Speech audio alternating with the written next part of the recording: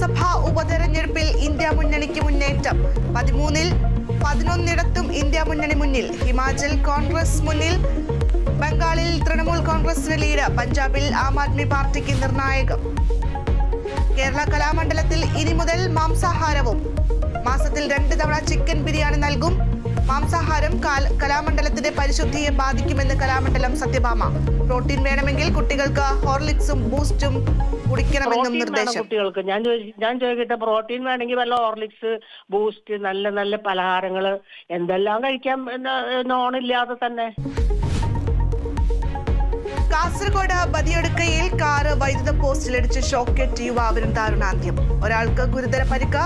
മരിച്ചത് മാവിലക്കട്ട സ്വദേശി കലന്തർ ഷമ്മാസ്. വിഴിഞ്ഞത്തെത്തിയ സാൻ ഫെർണാണ്ടോ മദർഷിപ്പ് നാളെ മടങ്ങും. കണ്ടെയ്നർ ഇറക്കുന്നത് പുരോഗമിക്കുന്നു. തിങ്കളാഴ്ച ഫീഡർ വെസൽ എത്തും. ഇന്ത്യ സിംബാബ്വെ 4ാം T20 ഇന്ന്. പരമ്പര സ്വന്തമാക്കാൻ ഇന്ത്യ. മത്സരം വൈകിട്ട് 4:30 ഹരാരയിൽ.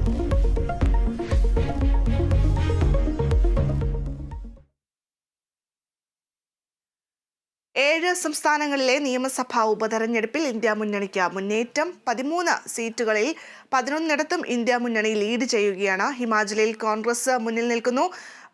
ബംഗാളിൽ തൃണമൂൽ കോൺഗ്രസും ലീഡ് ഉയർത്തുന്നു.